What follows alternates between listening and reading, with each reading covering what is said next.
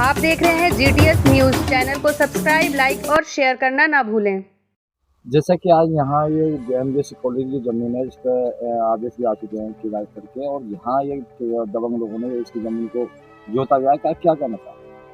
देखिए, ये पिछले महीने 18 तारीख को इसमें इस क्रीड़ा स्थल को, जो पहले क्रीड़ा स्थल बना हुआ था, इसको उठाने की व्यवस्था के लिए बोली बुलवाने की व्यवस्था की गई थी। हमारे जाला में 18 तारीख के लिए एक विज्ञप्ति प्रकाशित हुई थी और गांव में मुनादी भी हुई, आसपास के 2-3-4 गांवों में, और ये बताया गया कि इसको जो है बोली लगा के उठाया जाएगा।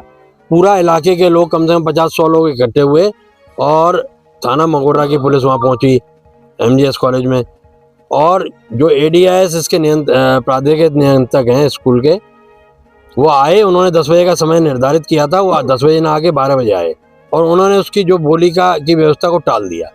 बोला आज बोली नहीं बोली जाएगी, कुछ समय कम है या तनाव हो रहा है। मैंने तनाव किस बात का हो रहा है? यहाँ पुलिस फोर्स हम लोगों ने उपलब्ध कराई है, CO साहब से कह के, SO साहब से कह के, तो पुलिस फोर्स आई है। मैंने कोई झगड़े की तो स्थिति है ही नहीं, तो तनाव किस बात का है?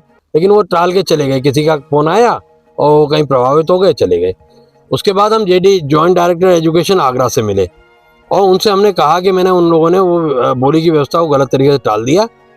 और JD महोदय जो मुकेश अग्रवाल साहब हैं, बहुत निहायत अच्छे और ईमानदार अधिकारी हैं। उन्होंने कहा कि नहीं, ये खेत जो है बिना बोली के नहीं उठाया जाएगा, और इन लोगों की बहुत घपले हैं, गलत काम है, और दुकानें जो बनाई गई हैं वो गलत बनी हैं। इस पर जो है मैनेजर हटा, कंट्रोलर नियुक्त हुआ, तो कंट्रोलर महोदय जो है इसको बोली लगा के उठाएंगे। लेकिन अब जानकारी में आया कि इन लोगों ने, कुछ लोगों ने गलत तरीके से स्कूल के जो डेवलपमेंट अकाउंट में पैसा जमा करा कर 64,000 रुपये, 10.5 बीघे ज़मीन है और 64,000 रुपये जमा कराएं, और एक कोई लेटर गलत तरीके से प्राप्त कर लिया। जबकि JD एजुकेशन महोदय ने हमारे उस अनुरोध पे इनको लिखित में आदेश भी किया है कि बिना बोली के कोई खेत ना उठे।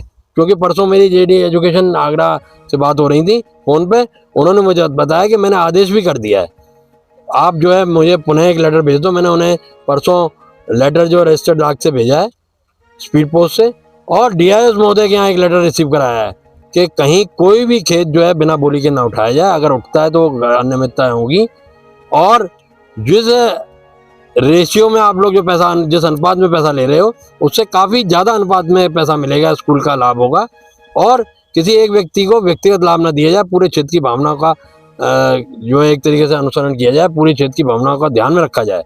जो बोली लगाने वाले लोग आए थे, उनकी बोली लगा के भले कोई यही ले ले, जो लेने वाला जो ज़्यादा दिन रात जो पैरवी कर रहा है, लेकिन बोली लगा के ले। तो JD एजुकेशन महोदय ने मुझसे फिर कहा कि बोली लगे बिना नहीं उठेगा। लेकिन ये कुछ लोग आज जोत रहे थे, तो हम लोग यहाँ आए, जुताई कर और बुआई होने की स्थिति में देखते हुए रुकवाया हमने। पुलिस फोर्स आ गई 2-3 थानों की, वो कहने लगे नहीं साहब जुतेगा। मैंने बिल्कुल नहीं जुतेगा, हमारी लाशों पे होकर जुतेगा।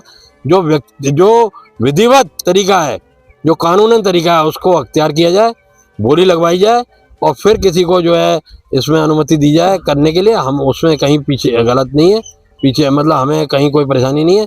लेकिन अगर कोई आदमी बिना बोली के इसको वाला ही वाला ऊपर ही ऊपर लेगा और कम पैसे में लेगा, तो हम उसे कतई नहीं करने देंगे।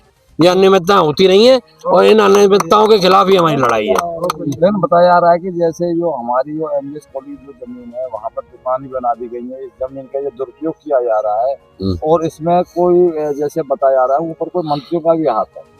हाँ, तो मंत्रियों का हाथ होगा, वो तो कई मंत्री हमारे सामने तो आए नहीं, लेकिन कुछ पॉलिटिकल लोगों ने हमारी मदद भी की, बहुत अच्छे लोग हैं, और शासन में जाके मदद की। इसमें जो दीपक कुमार साहब हैं, प्रमुख सचिव वित्त के हैं इस समय, पहले उनके पास माध्यमिक शिक्षा भी थी, उन्होंने सीधा जो है इसमें ध्यान दिया, और उसमें जो आदेश देके जो आपका डायरेक्टर एजुकेशन है महेंद्र देव जी, उनको डायरेक्शन दिया। महेंद्र देव जी ने इंटरेस्ट लिया, उनसे हम मिले, और उन लोगों ने इनको जो है उससे हटवाया मैनेजमेंट से। ये बाद में हाई कोर्ट गए, और हाई कोर्ट ने भी इनकी बात नहीं मानी। आज भी हाई कोर्ट में वो रिट पेंडिंग है। अब आप क्या चाहते हैं? हमें चाहते हैं कि अगर कोई खेत या स्कूल से जुड़ी हुई कोई भी चीज़ उठे, तो बोली लग के उठे, विधिवत कानूनी तरीके से उठे, कोई आदमी व्यक्तिगत लाभ ना उठाए। दीपक चौधरी जिंदाबाद, दीपक चौधरी जिंदाबाद, दीपक चौधरी जिंदाबाद, दीपक चौधरी जिंदाबाद।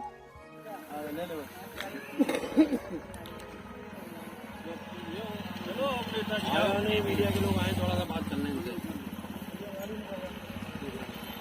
में